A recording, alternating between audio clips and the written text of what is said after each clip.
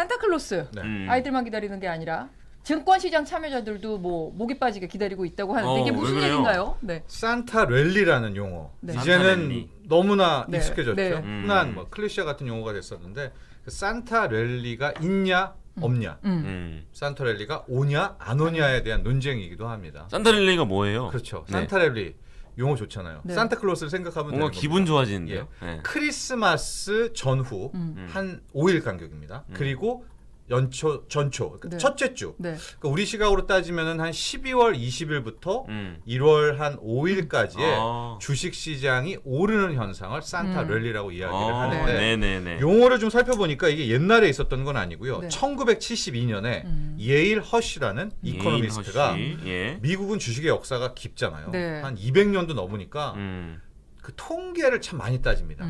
그 월별로 다 계산해 본 거예요. 네. 그런데 딱 그 시점, 그 시점에 네, 크리스마스 전후 항상 좀 연초에 오르더라. 확률적으로 늘 올랐더라. 그래서 산타랠리라는 용어를 이 사람이 주식 영감에서 처음 썼다고 그럽니다. 네. 근데 산타랠리란 말이 확 오잖아요. 그러니까 이후부터 너도 산타랠리 여기서 언론들이 쓰면서 이제 산타랠리가 실질적으로 네. 마치 이제는 고유명사처럼 됐는데 네. 이유도 있습니다. 왜 그때 오르죠? 실은 지금은 배당을 뭐 여러 가지를 하지만은 대부분이 과거에는 12월 연말에. 결산 법인이었었고 네.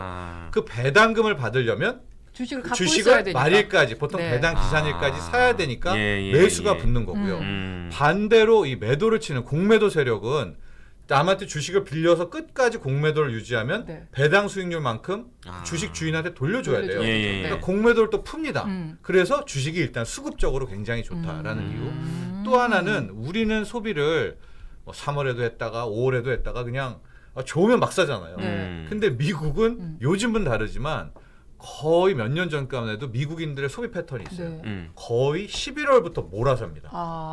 안 주식을? 샀다가 네. 11, 12월에 TV도 이때 바꾸고 차도 거의 그렇죠. 연말에 블랙 바꾸고 프라이데이 옷때 이후에. 이때 사고 네. 그러니까 대부분 11, 12월에 매출이 좋아져요. 음. 그럼 주가도 좋아지겠다는 거. 그런 효과. 음. 또 하나는 마음입니다. 우리가 이제 심리적으로 크리스마스가 되면 들뜨고 아. 또 내년 초면 막 희망이 샘솟고. 내일의 태양이 네. 뜰 거야 막 아. 이러면서 주식을 샀다. 기대감이. 뭐 그런 이유로 일단 산타 랠리라는 것들이 있었게 된 거죠. 그럴 수 네. 있겠네요. 근데 말씀하신 그 12월 20일이 이제 올해로 따지면 한 얼마 안 2주도 안 남았어요. 그렇네요. 근데 네. 올해는 뭐 산타랠리가 조금 기대하기 어렵다 이런 기사들이 나오던데 우리 정철진 평론가께서는 어떻게 보시는지요? 일단 저의 입장은 조건을 말씀드리고 네. 예. 마지막에 저는 온다 안 온다 말씀드리겠습니다. 크게 4가지의 필요 충분 조건은 있어야 돼요. 네. 네 가지. 네 가지인데 첫 번째는 미국이 긴축 완화에 대한 사인을 좀 강력하게 줘야 됩니다. 근데 이때도 긴축 완화도 뭐냐 구체적으로 말하면 일단 금리를 천천히 올린다는 확정된 거예요.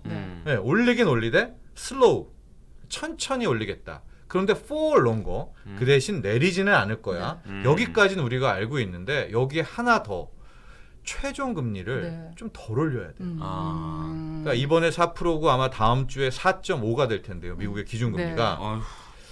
그럼 마지막은 어디까지 올릴 거야가 진짜 큰 관건이거든요. 예. 근데 천천히 올리더라도 최종 금리를 5.5 그렇죠. 이래버리면 말이 안 되잖아요. 그렇죠. 그러니까 그 최종 금리에 대한 사인을 한 5% 밑, 한 4.75에서 5% 사이로만 좀 해주면, 근데 그건 바로 다음 주에 알 수가 있습니다. 네.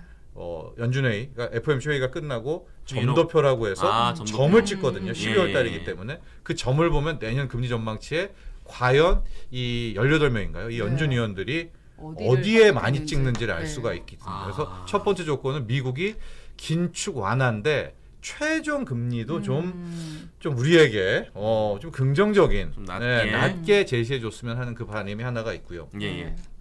두 번째 조건은 저희도 많이 이야기를 했지만 중국의 코로나 봉쇄 완화입니다. 풀려야죠. 풀려야 되고 이거를 11월 내년 3월이 양회인데 양회 전에 풀어줘야 돼요.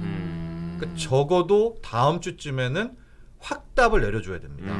근데 지금 나오는 사인들이 좀 좋긴 하거든요. 네. 그러나 여기에 대한 확답, 예. 확정적으로 풀어줘야 되는 게 있어야 되겠고 아마 이 둘이 맞물리게 되면 실제로 달러의 흐름이 굉장히 좋아질 네. 거예요. 달러 약세로 나올 겁니다. 일단 긴축 완화로만 돼도 달러 약세. 그러니까 달러 약세는 엄밀히 말하면 이제 부수적인 효과가 되겠죠. 따라오는 이 두 가지. 그리고 마지막 네 번째 조건은 실은 뭐 주식 투자 관점이 아니라 뭐 우리 인류 네. 뭐 이런 관점에서도 그쵸. 평화 관점에서 맞아요. 필요한 우크라이나의 끝나야죠.